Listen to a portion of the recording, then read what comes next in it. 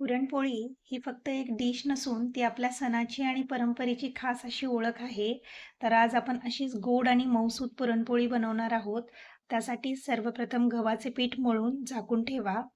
आता आपण 1 वाटी हरभरा डाळ घेणार आहोत. ही डाळ स्वच्छ पाण्याने 2 ते 3 वेळेस धुवून घ्यायची आहे. डाळ धुतल्यानंतर ती डायरेक्ट कुकरमध्ये घालून घेऊयात. इथे आपण 1 वाटी डाळ घेतली आहे, त्यामुळे 3.5 वाटी पाणी घेणार आहोत. ज्या वाटीने डाळ घेतली त्याच वाटीने पाणी घ्या आणि कुकरमध्ये घालून घ्या. हेच पाणी आपण आमटीला वापरूयात. आता आपण 6 ते 7 कुकरला शिट्टी करून घेऊयात. इथे डाळ रेडी झाली आहे. तर आपण बघूयात आपली डाळ कशी झाली आहे. तर हे बघा बोटाने मी दाबून दाखवते तुम्हाला. डाळ अगदी मऊ लोण्यासारखी शिजली आहे. तर आपली डाळ पूर्णपणे परफेक्ट शिजली आहे. आता ही डाळ आपण पुरणजाळीमध्ये घालून घेऊयात आणि अगदी हलक्या हाताने डाळ स्मॅश करून घ्यायची आहे. इथे कुठेही प्रेशर द्यायची गरज नाही पडणार, कारण डाळ अगदी परफेक्ट शिजली आहे. आणि पुरणजाळीद्वारे ही डाळ आपण गाळून घेऊयात. तुमच्याकडे पुरणजाळी नाही तर तुम्ही पुरणयंत्रही वापरू शकता, पण पुरणजाळी बेस्ट आहे. कमी भांड्यात अगदी परफेक्ट होतं.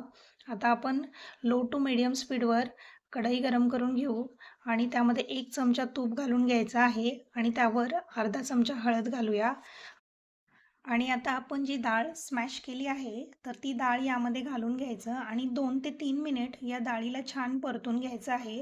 त्याला कलरही छान येईल आणि यामधले मॉइश्चर जे आहे, तर ते पूर्णपणे निघून जाईल. या प्रोसेसला 2 ते 3 मिनिट लागतात.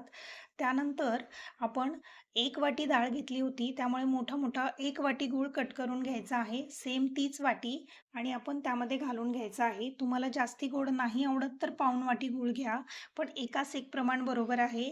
पुरणपोळी ही गोडच छान लागते.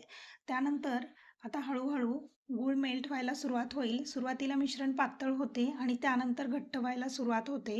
आता पुरण बनण्याची प्रोसेस सुरू झाली आहे. तर आपलं पुरण परफेक्ट बनलं की नाही हे कसं चेक करायचं, की ज्या चमच्याने आपण हलवतोय तो चमचा उभा ठेवायचा. तो जर स्टेबल राहिला तर आपलं पुरण परफेक्ट बनले आहे. आणि मग इथे प्रोसेस स्टॉप करायची आहे. गॅस बंद करा आणि पुरण थंड होण्यासाठी मी एका वेगळ्या डिशमध्ये काढून घेतलं आहे आणि त्यावर वेलचीची पूड भरभरून घेतली आहे. शक्यतो पुरण थंड झाल्यानंतरच पोळीमध्ये भरून घ्या. तर इथे पिठाची पारी बनवून आपण पुरण भरून घेऊयात आणि छान अशी पोळी लाटून घेऊयात.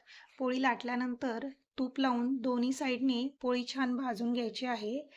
तर तुम्ही बघा पोळी कुठेही फुटत नाही, उलट छान चेंडूसारखी फुलून वर येते आणि मऊसूत बनते. तर नक्की या पद्धतीने करून बघा. पुरणपोळी अगदी छान बनते, गोड बनते.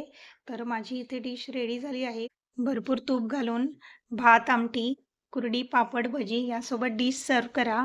तर या गुढीपाडव्याला नक्की करून बघा. अगदी छान बनते.